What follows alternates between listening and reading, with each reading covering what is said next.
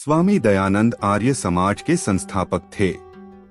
उनका स्वभाव बड़ा विनोदी था, मगर कभी कभी उनका हास्य व्यंग बड़ा तीखा हो जाता था। वह इतना तीखा कि विपक्षी तिलमिला उठता था। एक बार दयानंद जी किसी पंडित से मिलने गए। पंडित खुद तो ऊंचे आसन पर चढ़कर बैठ गए और स्वामी दयानंद जी को अपमानित करने के लिए बैठने को नीचा आसन दिया। स्वामी जी उस आसन पर बैठ गए, मगर पंडित जी की चालाकी उनसे छुपी न रह सकी। पास ही नीम के पेड़ पर एक पेड़ की ऊंची टहनी पर बैठा हुआ कौआ काव काव कर रहा था। स्वामी जी ने एक बार उस नीम के पेड़ को देखा, फिर पंडित जी से कहने लगे, पंडित जी, हम दोनों में कौन बड़ा है? इस पर पंडित जी अहंकार में भरकर बोले, यह भी कोई पूछने की बात है? अरे बड़े तो हम हैं, इसीलिए तो हम ऊंचे आसन पर बैठे हैं।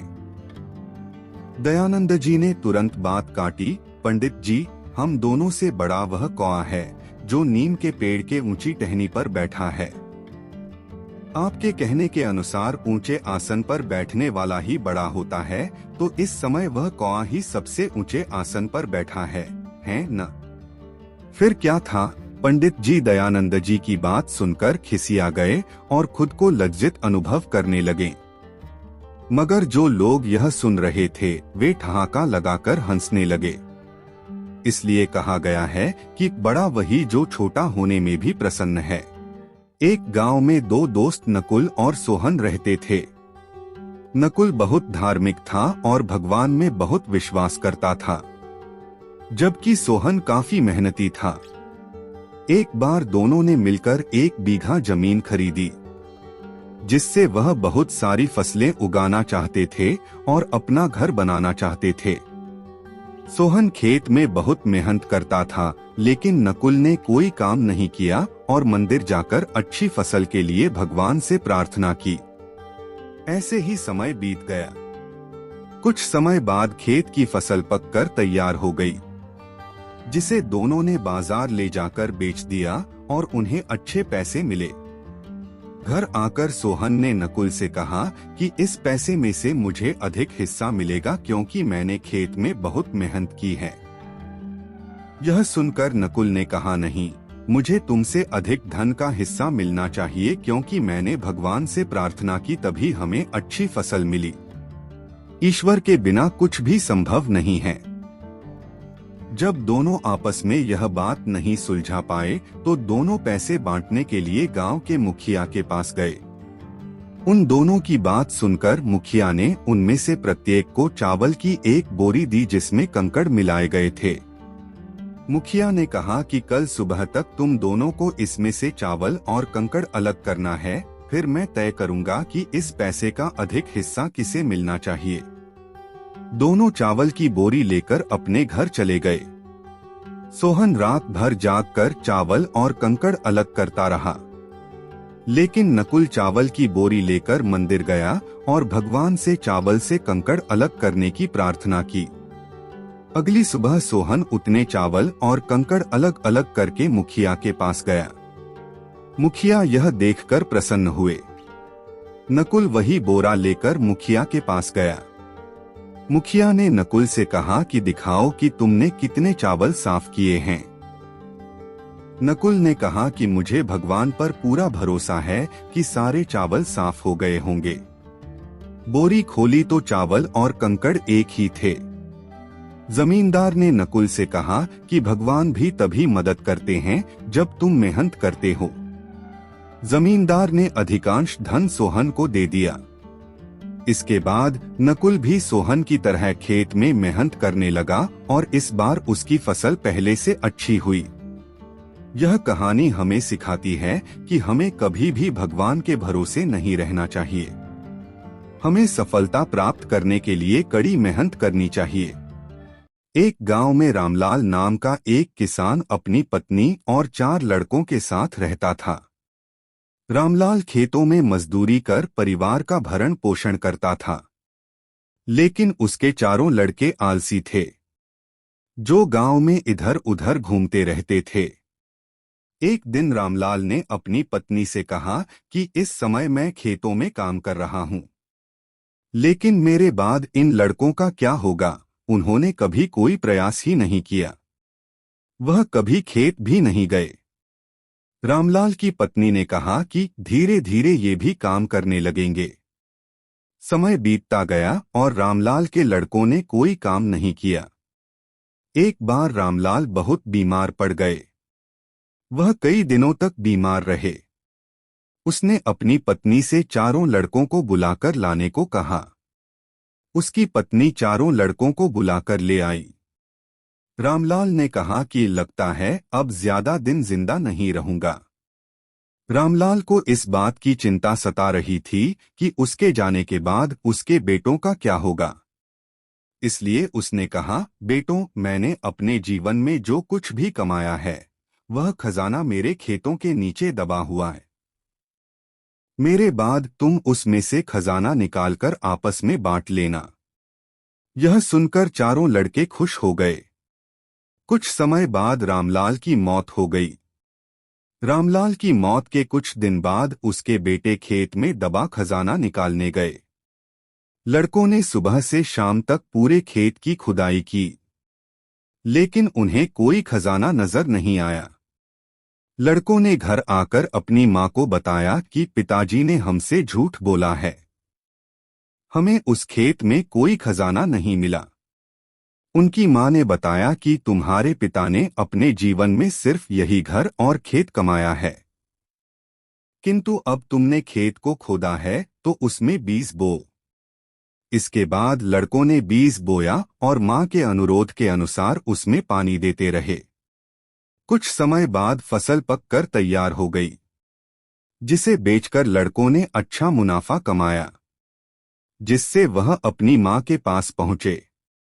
मां ने कहा कि तुम्हारी मेहनत ही असली खजाना है, यही तुम्हारे पिता तुम्हें समझाना चाहते थे। हमें आलस्य को त्याग कर मेहनत करना चाहिए। मेहनत ही इंसान की असली दौलत है। राहुल अपनी पत्नी सीमा और अपनी मां के साथ रहता था। गर्मी की छुट्टियों में राहुल के चाचा चाची बेटे सोनू के साथ उनके घर रहने आए थे। घर आते ही चाचा ने राहुल से कहा कि यहाँ बहुत गर्मी है, क्या घर में एसी नहीं है? राहुल की मां ने कहा, भाई, अभी कुछ दिन पहले राहुल ने अपने कमरे में एसी लगाई थी। यह सुनकर चाचा जी ने अपने बेटे से कहा कि वह सारा सामान राहुल के कमरे में ले जा। राहुल और उनकी पत्नी सीमा चुप रहे, क्योंकि उन्हें लगा कि यह केवल कुछ दिनों की बात है। इस तरह चाचा चाची को राहुल के घर पर रहने में 1 महीना बीत गया। राहुल ने अपनी मां से पूछा कि चाचा चाची कब जाने वाले हैं? कब तक हम इस तरह हॉल में सोते हुए अपना जीवन व्यतीत करेंगे? राहुल की मां बोली, बेटा, यह तो नातेदारी की बात है, हम तो कुछ कह भी नहीं सकते। राहुल की पत्नी सीमा ने कहा कि सब ठीक है, लेकिन उनका छोटा बेटा सोनू दिन भर घर में हंगामा करता रहता है। कल उसने हमारे नए सोफे को बुरी तरह नष्ट कर दिया। राहुल ने अपनी पत्नी से कहा कि तुम सोनू को ऐसा करने से क्यों नहीं रोकते? सीमा ने कहा कि जब से चाचा चाची आए हैं, कुछ न कुछ खाने की मांग करते रहते हैं, जिसके लिए मैं और सासू माँ सारा दिन किचन में बिताते हैं। राहुल ने कहा कि मैं अभी जाऊंगा और चाचा से पूछूंगा कि आखिर कब जाएंगे। बात करते करते राहुल ने चाचा को बताया कि 1 महीना हो गया है, आपकी नौकरी की छुट्टियां समाप्त हो गई होंगी, है ना? चाचा ने कहा, राहुल, मैंने कब की नौकरी छोड़ दी है। अब मैं बिजनेस करता हूं और अब इस शहर में भी कुछ बिजनेस खोलने की सोच रहा हूं। सबसे पहले तो मैं इस शहर को अच्छे से समझ लूं, जिसमें कम से कम 2 से 3 महीने लगेंगे। यह सुनकर राहुल समझ गया कि चाचा जी अभी जाने वाले नहीं हैं। उसने यह बात अपनी पत्नी और मां को बताई। सीमा ने कहा कि जब सीधी उंगली से घी नहीं निकलता है तो उंगली को टेढ़ी करना पड़ता है। उनके साथ भी कुछ ऐसा ही करना है। अब तुम यह काम मुझ पर छोड़ दो। उसी रात चाची और चाचा छत पर थे। तभी उनका बेटा सोनू चिल्लाता हुआ उनके पास गया और बोला कि मैंने अभी अभी चुड़ैल देखी है। तभी वहां एक चुड़ैल आई और चाची और चाचा से बोली कि तुम में से कौन मेरा खाना पहले बनना चाहेगा। चुड़ैल को देखकर वे सब बहुत डर गए और उस घर से भाग गए। उनके जाने के बाद सीमा अपना चुड़ैल का मास्क उतार देती है। चाची के परिवार के जाने के बाद सभी ने राहत की सांस ली। सीमा की सास ने सीमा से कहा कि तुम बहुत अच्छी चुड़ैल बन जाती हो। यह कहकर सब हंसने लगे। इस कहानी से हमें यह सीख मिलती है कि हमें किसी भी रिश्ते का गलत फायदा नहीं उठाना चाहिए। एक बार की बात है, एक जंगल में एक सरोवर था जो खूनी झील के नाम से प्रसिद्ध था। शाम के बाद कोई भी उस सरोवर में पानी पीने जाता तो वापस नहीं आता था। एक दिन उस जंगल में चुन्नू हिरण रहने आया। जंगल में उसकी मुलाकात जग्गू बंदर से हुई। जग्गू बंदर ने चुन्नू को जंगल के बारे में सब कुछ बताया, लेकिन झील के बारे में बताना भूल गया।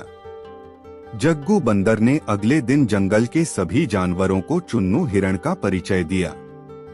जंगल में चुन्नू हिरण का सबसे अच्छा दोस्त एक चतुर खरगोश निकला। जब भी चुन्नू हिरण को प्यास लगती थी, वह उस सरोवर में पानी पीने जाता था। वह शाम को भी उसमें पानी पीने जाता था। एक शाम जब वह उस सरोवर में पानी पीने गया तो उसने देखा कि एक मगरमच्छ बहुत तेजी से उसकी ओर आ रहा है, जिसे देखकर वह बहुत तेजी से जंगल की ओर भागने लगा। रास्ते में उसे जग्गू बंदर मिला।